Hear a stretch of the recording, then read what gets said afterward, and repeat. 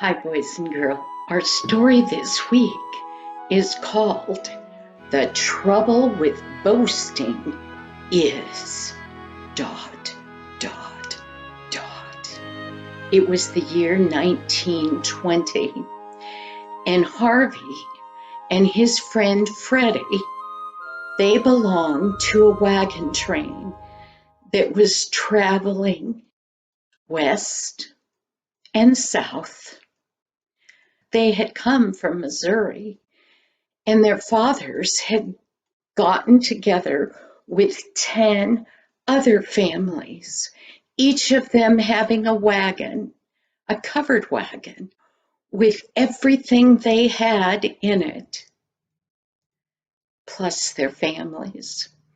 And they were traveling to Texas to find a new farm and new land for them out in the West. Then Texas was quite a ways west. They had gotten as far as Oklahoma, and they were stopped. And beside them was a big mountain. The kids were sitting around a small campfire, and the parents were a little ways off in that big circle of wagons, and everybody was having breakfast. And Harvey turned to Freddie, and he said it loud enough for everybody to hear. He said, "Let's go climb that mountain today. We can start right after breakfast, and I bet we can go clear to the top and be back way before supper time." Well, Freddie, he kind of frowned, and he looked at Harvey and he said, "Don't you suppose we're going to be loading up the wagons and getting going again soon?" And then another child's voice said, "No, I heard the men say we're going to stay here for a couple days. And what they're going to do is they're going to fix all the harnesses for the horses and the oxen. They're going to let all those animals rest. And they're going to make sure that the wagons are all in good shape to go on to Texas. So we have a little while here." Harvey, he jumped up and he said, "How about the rest of you guys? Are you going to go with us?" And the boys were all, "Yeah, let's go." Well, the girls, they didn't want to be left behind and be outdone. And they said, "Can't we go along too?" It was Myrtle, Harvey's little sister. And Harvey said, "Well, I suppose you guys can come. But you know, we're not going to be helping you all along. And we're not going to babysit you. You're going to have to come on your own." And the girls, they kind of sat up straighter and they said, "We can hike just as well as you can." So it was decided that they would hike up the mountain.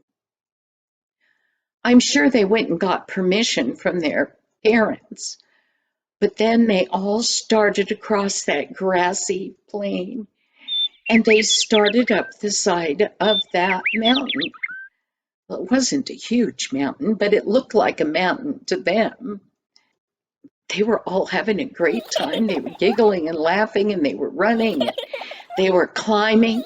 And then all of a sudden, one of the boys went, "Hey, Harvey, look at that big hole. Is that a cave?" Well, Harvey was never one to be outdone in anything, and he rushed over and he started looking in it. Well, it was a big dirt cave that had been dug out. That hole wasn't real big, but it had been dug out in the side of the mountain. And in front of it, all the dirt that whoever or whatever used to dig that cave, they had pushed all the dirt out, and it was beat down flat, almost like a porch in front of that big hole. And Myrtle, she came up and she looked at Harvey. She said, "Don't take chances. Don't go in there. That's probably some wild animal living in there." And Harvey went, boasting again. "I'm not afraid to go in there and look around. I don't think there's anything bigger than a badger, and I wouldn't want to deal with a badger." And then somebody said, "Well, maybe rabbits live in there." And Harvey, he got down on his hands and knees, and then he was glad that he was just 12 years old and he was skinny, because the walls of that cave were kind of close in. And he started down on all fours, making his way in that tunnel passageway. And he could hear the girls out here talking and going, "Ooh, what do you suppose he's going to find in there? My, he must be brave to go in there." And Myrtle was going, "I wished he didn't." Well, Harvey, he kind of liked the sounds of the girls, thinking that he was big and brave. And so on all fours, he started making his way inside. He could smell the smell of damp dirt. And then he could smell the smell of something else. And he thought, "Doesn't smell like a rabbit. Doesn't smell like a badger, I don't think." I don't know if he'd ever seen a badger. And badgers aren't very safe. They have vicious teeth and they can hurt you. But it smelled funny, and he thought, "Well, I bet it's just some animal hauled something in there and it died." Well, he kept going. And finally, he heard something. What was it that he was hearing? And then he thought, is that a growl I hear? A growl? Then he thought, "I wonder what's in here that could make a noise like that." And he scooted on a little further, closer and closer. And then he did hear a growl. He didn't know what that was. And he looked. He couldn't see anything. So he moved his one shoulder out of the way so the light would come through. And then he saw it. What do you suppose he saw? And that growl came again. Two big green eyes. Ooh, ooh, oh no. One of the boys, when he was outside, had mentioned mountain lions, and he very boastfully had said, "Oh, there's no mountain lions here. They live further west." And he thought to himself, I was kind of a know-it-all. Well, he decided when he saw those eyes that he better get out of there. But there was no way to turn around. It was too narrow. So on all fours, he started pushing his way back out through that tunnel of dirt. And when he went swish, swish, swish back, those eyes in front of him went pat, pat, pat closer. And he would go backwards, and those eyes would come closer, and he would go again, and they would come. He kept watching behind him, and they never got further away. When he got almost to where he could see out, this way, he yelled, "It's a mountain lion! It's after me! Run! Run, kids, run!" Well, luckily, even though he was a boaster, They believed him, and he heard the girls scream, and they started running as hard as they could go. He could hear them running down the side of the mountain. He was glad now that they weren't too far up that mountain yet, and he wished that he was the one in front of all those kids running back to those covered wagons. He slowly made that last few feet out of that tunnel. Then he looked. Oh, yes, that thing was right there, and he could hear the feet of it coming. He started to run. He ran as hard as he could, but he didn't want to follow the kids. He didn't want to lead that mountain lion to all those children. So he ran the other way, but he was still going downhill. Now, he wasn't running gently. He was going big leaps like this. Down that mountainside he was going, and right behind him kept those soft paws of that mountain lion were going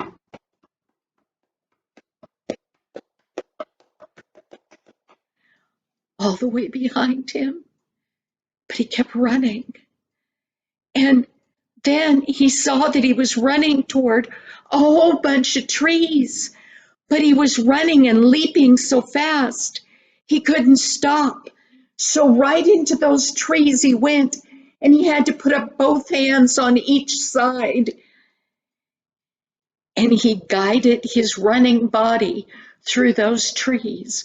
Well, when his hands came down the bark, it ripped the skin on his hands, and his hands started to drip blood and bleed. But he didn't feel it. He was so scared. He just kept running. And when he got to the other side of the trees, he looked out, and there was a grassy area. It was like 10 or 12 feet, and he could see that down over there was a big river, some sort of a waterway, and he didn't stop.